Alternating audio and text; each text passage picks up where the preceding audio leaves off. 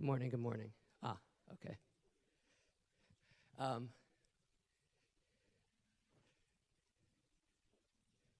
Mark, are we ready? Thank you. Good morning, everyone. Welcome. My name is Cecilia Rubino. I'm a professor at Eugene Lang College, the New School for Liberal Arts, and on behalf of Lang College and the New School for Drama, I'm delighted to welcome you and the network of ensemble theaters here for what I think is going to be a really exciting weekend. The New School has a long history and commitment to ensemble pedagogy and practice from the days of Edwin Piscator, who taught at the New School for almost a decade. And I want to give a shout out to my colleague, Vicki Abrash, whose brainchild and hard work this conference, and Mark Valdez for putting all of this together.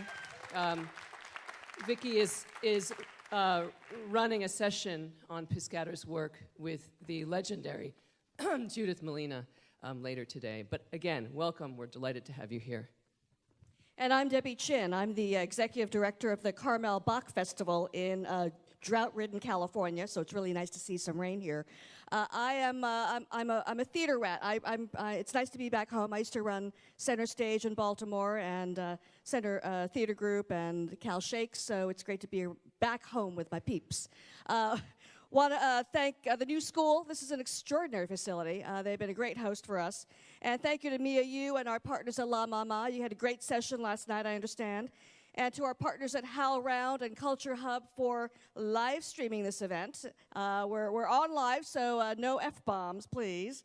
And thanks also to Shugal Research for their support, and of course, the National Endowment for the Arts. Have a great session. Hello. My name is Terry Grease. I'm the executive director and an ensemble member at the Irondale Ensemble in Brooklyn.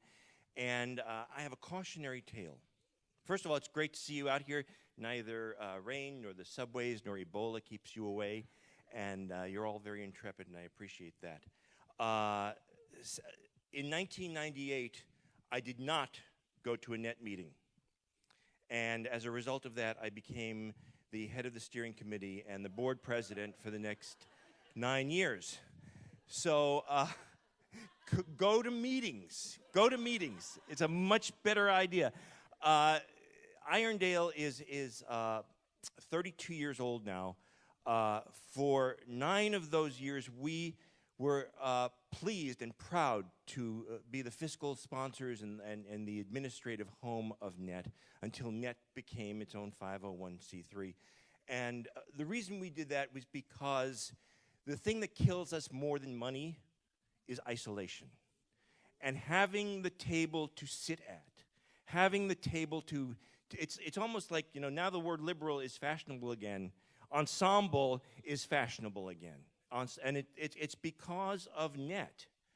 And to see this conference come together as a coalescence of art and education, which is what we all do every day. Every time we work on a work of art, we are educating ourselves. And we take that, what we learn, and then we go teach others, whether it's just by our performance or it's by the techniques.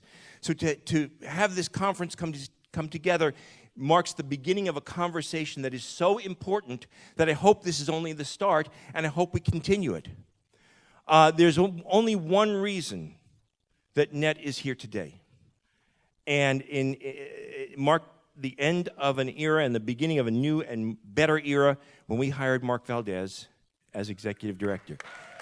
And I feel incredibly privileged because I get to introduce Mark, but not only introduce him, I really want to thank him from the bottom of my heart, first of all, for taking the administrative capacity off of Irondale, and second of all, for the amazing dedication, commitment, lust, blood he has brought to this organization. So don't just clap, please stand for Mark Valdez.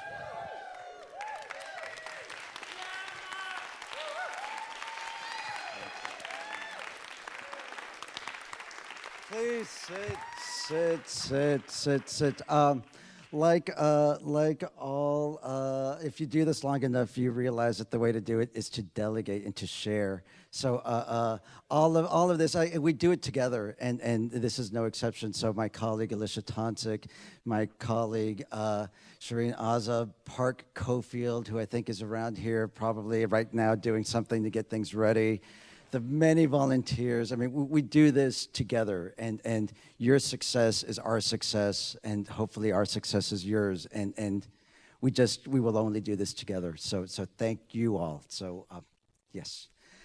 A couple of quick things. One, I tend to kind of reveal little things about myself at net events, which it's I don't know what that says about me.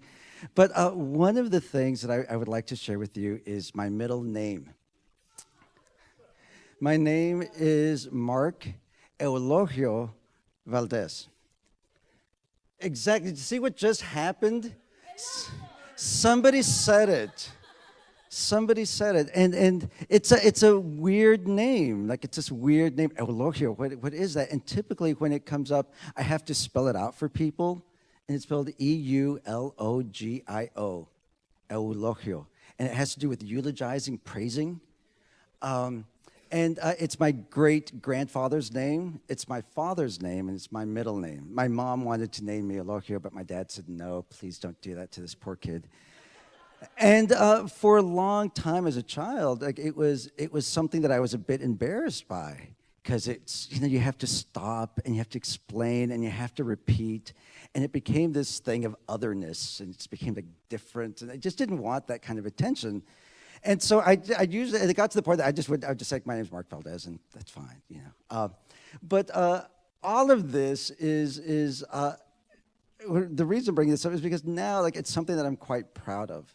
It's something that I really enjoy. I really like the thing that just happened, which is having to stop to explain it.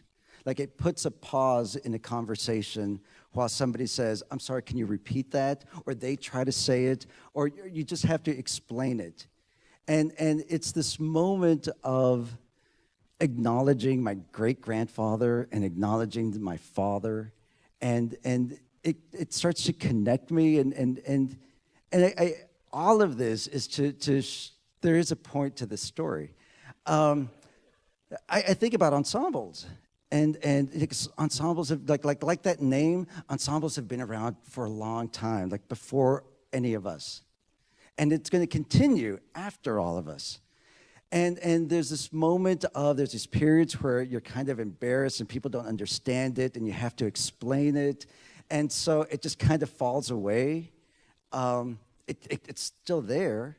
And then there's these moments where you realize, like, yeah, I'm kind of proud of this, and I'm going to explain it, and I'm going to take the time to make sure you know what it is. And I kind of feel like we're kind of in that point right now in our movement. Like we're on the other side of that. It's making a difference. You are all here because of that. And so this whole event is part of that, where we are right now as a field. The fact that ensembles are now part of the academy is huge, and that it's a sign of a shift in the field, that folks understand that you have to prepare the next generation of artists for this type of work, that it gets the legitimacy of documentation and research, and it becomes part of history, like this written history, and there's something so valuable about that. It's not the end and be all, but it helps. It's important. It marks something. And so that's part of what this whole event is about. As to Terry's request that we continue the conversation, our plan is to make this a multi-year conversation for the next few years. So the way that this event has been structured is it's intentionally open. There's a lot of conversations. There's a diversity of topics, partly because our aim is just to see where heat is, to find out what are the questions, what are the people on the ground doing, where are they, what can we learn, so that as we continue the conversation, we can better structure and respond to what people want. And I think that's something that we try very hard to do. So this is phase one. This is just kind of the beginning part of a conversation. Thank you so much for being here. Thank you to the New School, Phil back there, who's just been so helpful with tech. Carrie Neal, Cecilia, Vicky Abrash. Special thanks to Vicky and Bruce Allardyce. My goodness, the two of them have been so helpful. Brad Krumholtz, who has just always just been, what can I do, and leading things. Like I said, we never do this alone. So thank you all. And now, enough about all of this, because now the thing that I know I am really excited about is I want to welcome our speaker to the stage. Coming up is Liz Lerman, who is an educator, a choreographer, a genius with the award to certify that. And she's just a beautiful human being, a beautiful artist, and we're so happy that she's here with us to help us launch the days. So please welcome Liz Lerman.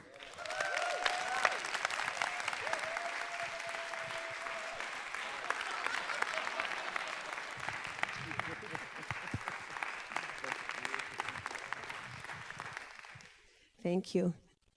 Thanks so much for having me. And I feel like you've already had 2 keynotes this morning. Those were both really remarkable introductions. And I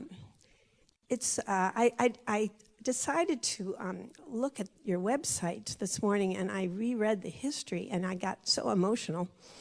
And then when I saw Bob Leonard and Jan Kohn-Cruz, I got more emotional. So I think I wish, and maybe this idea of your word eulogy and its bigger meaning, that these gatherings are really a time to make these friendships that take you through the good times and the bad times and the hard times, the intellectual times, the conceptual times, the down times, and I know you're finding them among yourselves. I hope what I have to say is of use. I think keynotes are, in a way, odd. I might hope I provoke a little bit, and if that should happen, one thing I like to say is, when you start complaining, somebody says something and you start complaining, if you just put the words, "I wonder why," in front of it, it really turns it into a nice little inquiry in your mind, so maybe that. And perhaps you'll be listening for language, because I know our language is so important, and we have multiple ways of saying much of the same things, like I'm going to repeat what you already heard from the previous 2 speakers, but with a slightly different set of words. And then maybe the other thing you could do, if you're interested, it's kind of a little artistic assignment, is lately I've been trying to see if I can pay attention to the pictures that come into my imagination while I'm listening. Like, what pops in? Can I catch it at the same time I'm listening and hearing? And if so, why that picture? And if we have time, maybe we can share some of that. But I feel it is really important in relationship to our work on campuses, as well as our work with our audiences and our communities. I'd like to sort of begin and end with some discussion about this work I'm working on right now called Healing Wars. Healing Wars, the characters migrate between the American Civil War and the war in Iraq. They are healers, mostly doctors, nurses, in my mind, and in the makeup of the piece. They're all sort of based on real people, except for one character, a spirit that we invented. And we have a veteran who's in the piece with us. And the consequence of a lot of our research was to spend a lot of times with veterans, a lot of conversation with vets. And one of the things I began to think about was, as I listened to them and their stories, was they are really sad to be home. And then I started asking, well, what are they missing? What is it that they miss? And this is my language, not theirs, but I decided that they missed risk. They love the risk. That they missed purpose. They had a lot of purpose when they're over there. I mean, every second of every day is filled with purpose. And in a way, I think they miss love. I mean, they might not use the word love. As I said, it's my words, not theirs. I think they maybe would say brotherhood or comradeship or something. But they don't sign up again because of public policy. They sign up again because they love each other. And I think they're really missing those things so much, I started to use the word they're addicted. And then I looked at myself and I said, wait a minute, I'm addicted to those things. I'm addicted to risk. Why is it that after I finish some project, right away there's another one starting? And we don't know anything about it, and we don't know where the money's going to come from. We don't know what's going to happen. We don't know what the newspaper's going to say. We don't know anything. Risk. Purpose. I feel so purposeful in my life because I get to be an artist. I feel so purposeful. Now, granted, I have built purposefulness into the definition of art making by the way I've chosen to live my life and do my work. So there's small p purpose, me, my own growth, my own, oh my God, look what I just learned. You won't believe what I learned about the Civil War, for example. I could tell you lots of things I don't think you know either, and it's thrilling. Okay, purpose. I could talk about the purpose of our ensemble, what happened between us, among us, as we made this thing. What did we learn about ourselves and human? I could talk about the purpose of working in our collaborations with all the people that are going to come see it, et cetera, et cetera. Concentric circles of purposefulness. And then there's the love part, which I realized, for me, I confused the word love and learning a lot. Like, I noticed that as long as I'm learning something about a piece, we keep it in repertory, but as soon as I'm done learning, it's done. We don't do it anymore. I love the learning part. I love that. I think on a big scale, love, purpose, and risk fill our lives.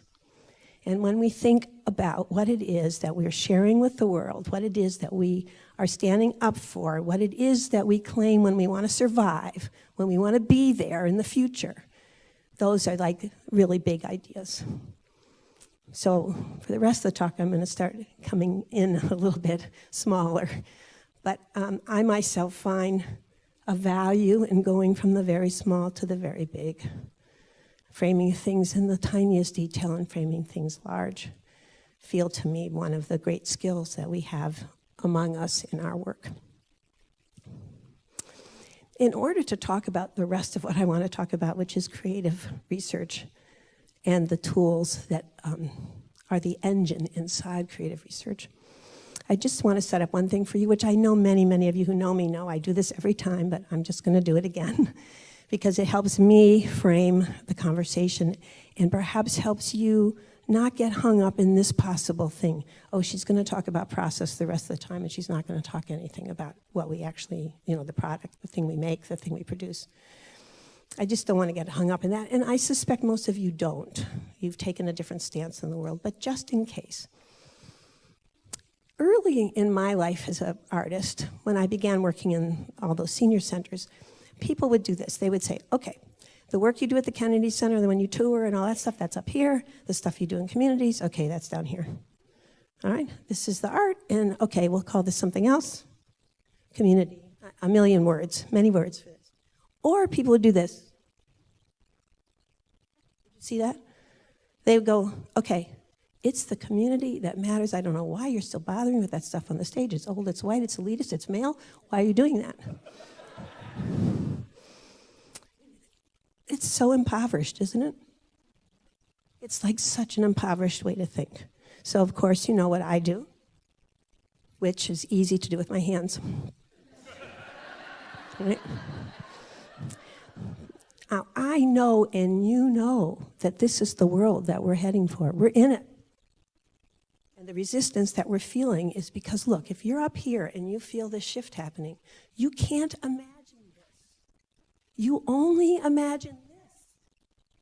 Because that's the way you've lived and the way you've been taught. That's it. We learn our behaviors here. We're trying to swing our behaviors here. And a lot of the work of ensembles is the work of learning and navigating what actually goes on when we live in a world without those kind of hierarchies every single second, and without those kinds of distinctions every single second. Again, I know you know that, but I want to raise it with you because as we start talking about creative research, which I'm going to do in a minute, we're going to see that we can get hung up again And yeah, it's all about the process part, but what about the product? And of course, what I also sometimes say is if you look at this and you make it a circle, then those things are next door neighbors. And that is actually what's going on most of the time in the process product discussion. We all know this in rehearsals. Every second we're in the process, the next minute we're in the product, we're back to the process. It's like that. And that, again, is one of our skills. What are the behaviors that we employ that let a group of people do that? Because I'm telling you, most people can't switch that fast. They don't know how to do it. And I'm begging you now, this is the first begging, I'm going to do it again, to understand what are the tools you're using to accomplish that. You think it's nothing. It's a lot. I'm going to come back to why I feel so strongly about that in a minute. But if you'll allow me now, I want to get into this notion of creative research, which is for me a term that I started to use maybe when I ended up on campuses, and I'll just do a little reading if you don't mind. This is a book called Hiking the Horizontal. It's a book of essays that came out a few years ago. The paperback just came out. It's much better than the original, I'll tell you, because there's some better writing on this subject, creative research. Will you mind if I just read a couple pages, because it's a little more articulate than my just telling you the story behind it. Is everybody doing okay? How are those pictures in your head? Getting some? Good, excellent. If we have time, we can share some with each other. All right.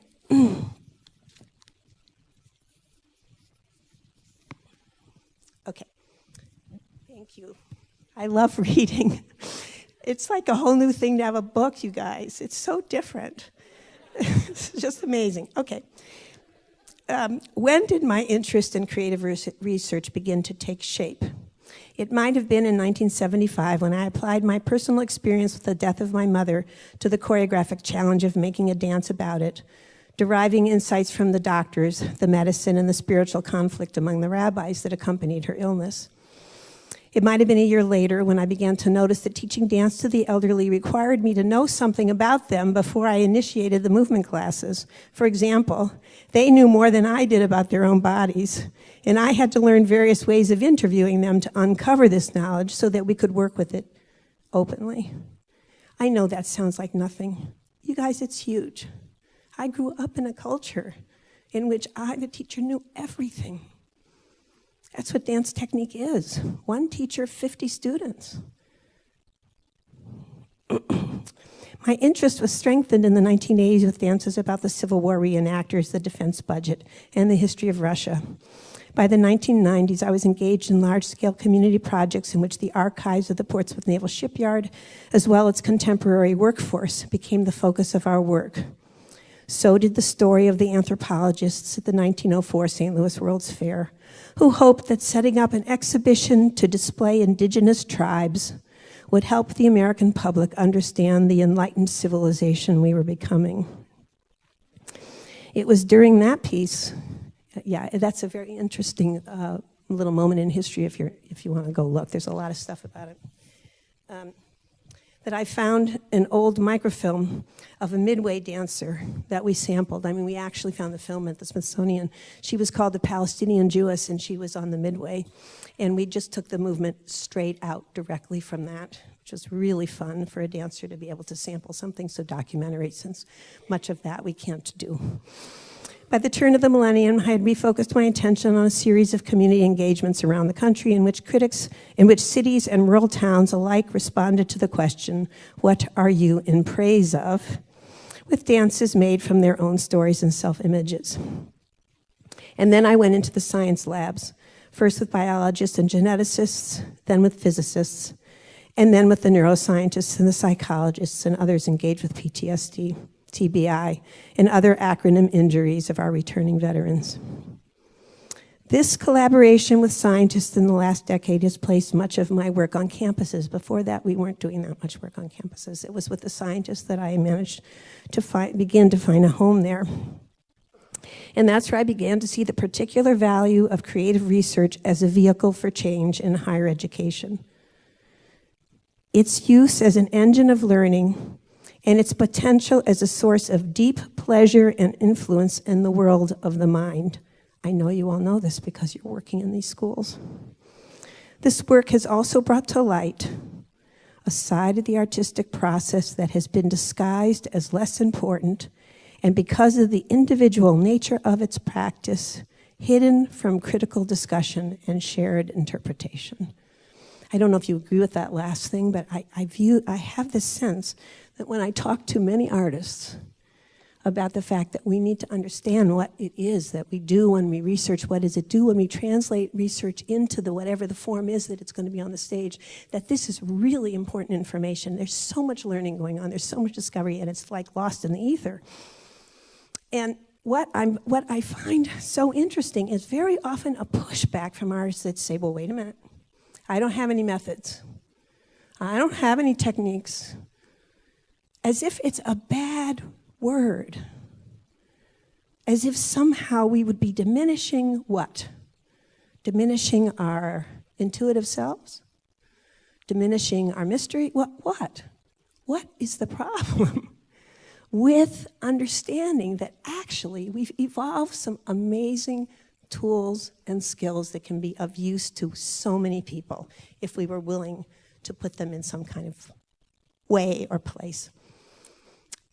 Now I feel on campuses, in my own interactions, and you may or may not agree with me, as I see so many of them really struggling with the future, with what's going to happen because of all the online stuff and everything, because of the costs. I like to say, it's a little facetious, that what's going to end up lasting at universities is anything with a laboratory, a body, or dirt. The rest will go somewhere else. And who has laboratories and bodies? And I'd even advocate a certain amount of dirt. We do. But it's incumbent upon us to figure out what those things are that we are employing as we do them. If you get the book, the essay goes on to talk more about what actually happens on campuses, where you see it, why I think this is all emerging. I won't go into it now because it's there and you can see it. But what I would like to talk about is, and now I'm going to bring it down even smaller, from the idea of creative research. You could tell from what I read to you that I think one of the impact of creative research is its vastness and its uniqueness.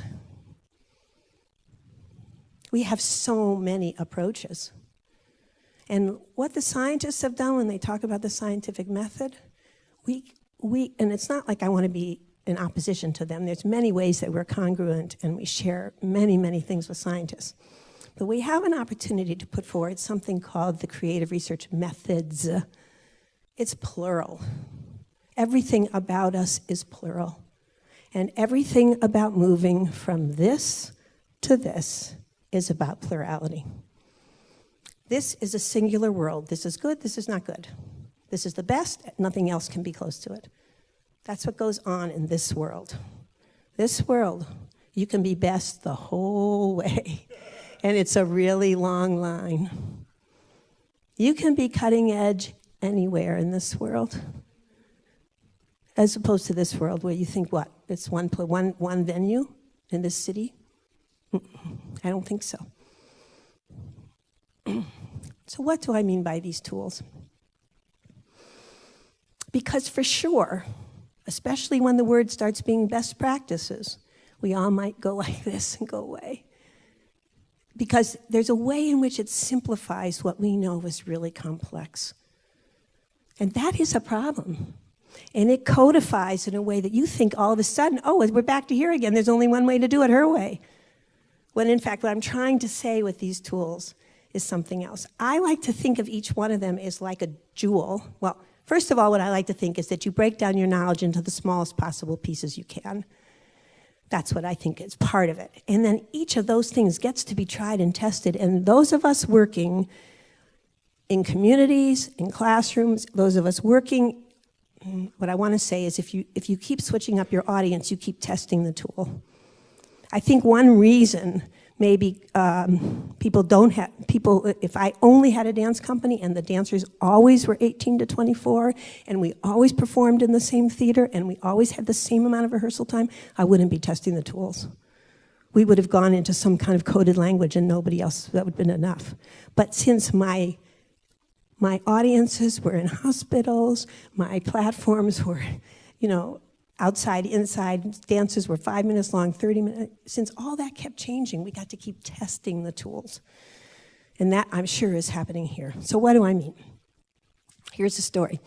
The Dance Exchange, the company that I founded, and is now beautifully in the hands of an amazing artist, Cassie Metter, and another group of artists that work with her. It's a beautiful ensemble. I hope someday that'll read, and odd dance companies too can join your organization if they're not already here. Maybe you are. They're here. They're here. Okay, good. Yay. We were going to do a one-day retreat for the Justice Department. It was the part of the Justice Department that where people tried to work with criminals coming out of small towns. They needed a day off, and the woman who had organized it got on the phone with me, and she said, "Okay, Liz, so tell me again now, what are we going to do?" And I said, "Okay, well, we're going to start in a circle." And she said, "Oh, stop right there."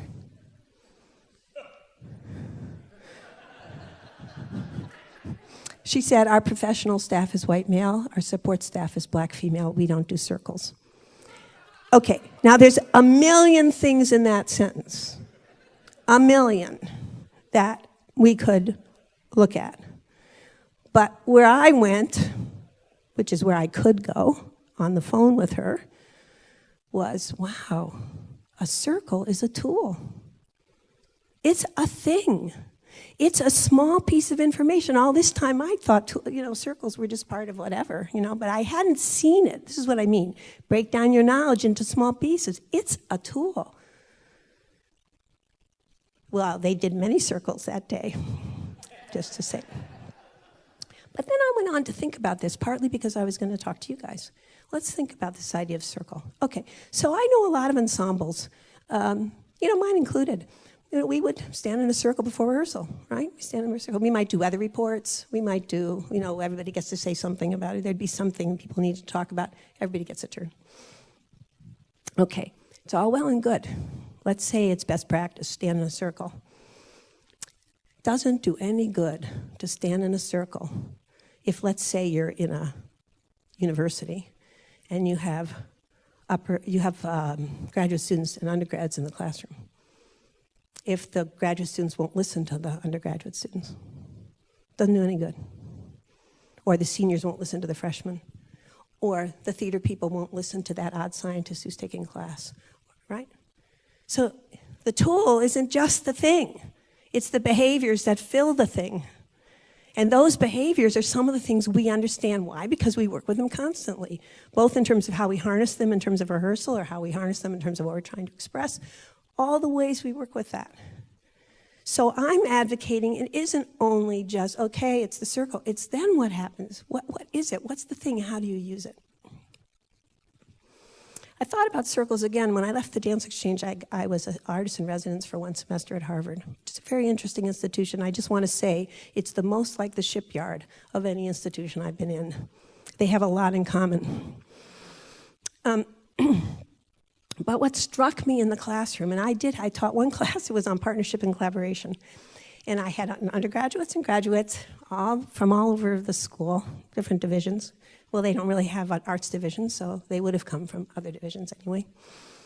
And what I felt initially was what I would call kind of a fragmented wagon wheel approach to the classroom.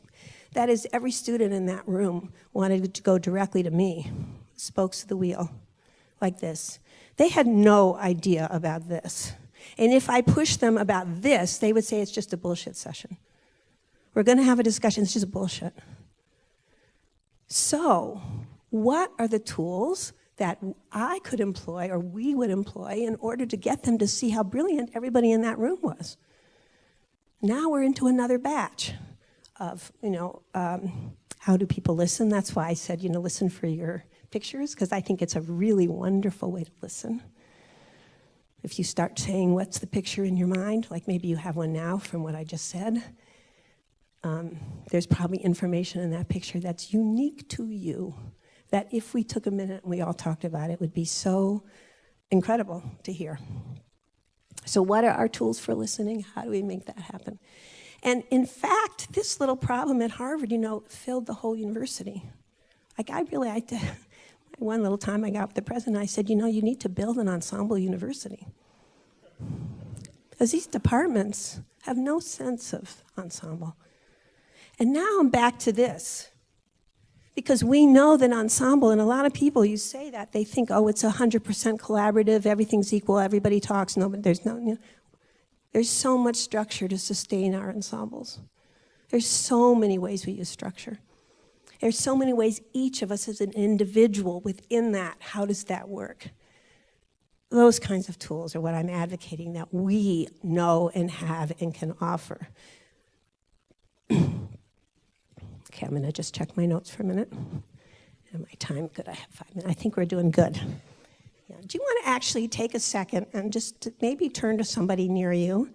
Some of you are alone out there, so you'll have to move. Just take a second and talk either about something I've said that interests you, a problem you're having, and put the I wonder in front, or a picture that you have in your mind. Just take a quick second. I'm going to take a drink of water, and we're going to come back in 2 minutes.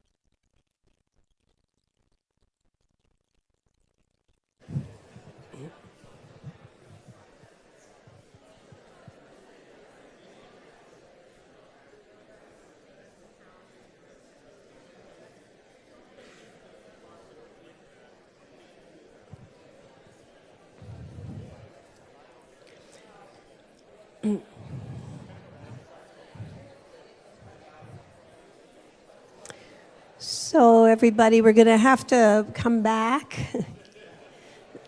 You can slowly finish these conversations. I'd love to hear about any of that. That was your question and answer period for this keynote. So instead, I just want to close with a couple of things. One thing is what I have found in trying to evolve these tools is that it requires a little extra step on our part, which is why did I do what I just did? Why did I see what I just saw? What was it that caused me to notice that the urgency of this particular problem, whether it's in rehearsal or in a community or whatever, why did that thing happen? And to explore that. And what I've begun to see, if you take the time to do that, is first of all, really interesting language ensues that may be helpful. Sometimes language that becomes the title of the piece or helps you talk to a collaborator because something new comes out. It's like new knowledge in the room. I think of this, I don't know if this is true, but this is what I think we're doing when we do that, is harvesting our intuition, is my term for it. And what I think is that our intuition is our knowledge really fast. it's just what we know, but it's so fast. And that if we take that time to say, wait, what was that? What happened?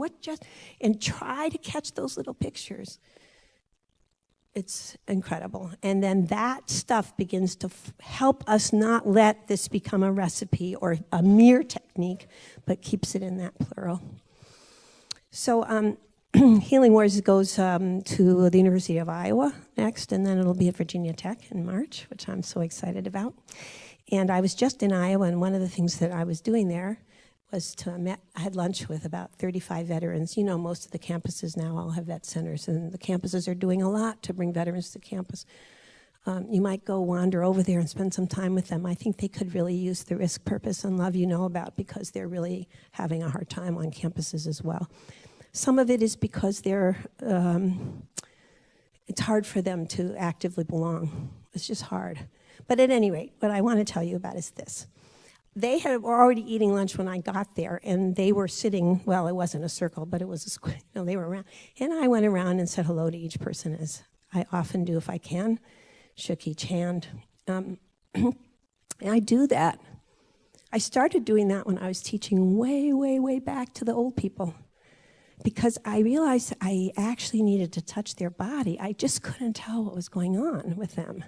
I was only in my 20s. I'm now older than many old people I taught. But at that time, I hadn't felt very many old bodies. And I wanted to get my hand on their bones. And so it was I realized there's so many ways to make this connection, so that then when you actually have the conversation, you're going to have one. And that's what it was like going around the table, because, there's some of them like this, and it's incredible. And some of them just they given their training, they really want to connect with you. So later, when we were talking, so I shook everybody's hand. One of the women was saying, what drives me crazy, she said. People just don't look you in the eye. They just don't look you in the eye. I don't understand why you can't shake someone's hand and just look them in the eye. What is this? And I thought, now there's a tool. I thought, now there is an expression of something that's so powerful, not just for that community, but for what it is for us to be human. And it's that way of listening and that way of connecting that I'm really excited for us to try to collect. To that end, the Surdna Foundation very kindly gave me a very small planning grant to begin working on what I'm thinking of as a digital online interactive space for the sharing of these things. It will be, in my mind, it's an architecture that allows for the complexity that we've been describing. It feels to me this is the way technology can help us. There may be a living, breathing chat way that you could actually get online with Bob Leonard. I would like that to be part of it. I would like that to be a possibility. Maybe there's a way people post their own work. Once the chapters are built, everybody could load in. It's something like that. If this is of interest to you, I would love to hear from you. You can just find me, LizLerman@gmail. I know that there's a big movement afoot on some of these ideas that Jan and Bob can tell you more about, and Nick and I were just talking about beforehand. But I don't want us to lose this knowledge. I don't. Thanks, you guys. Thank you. Thank you.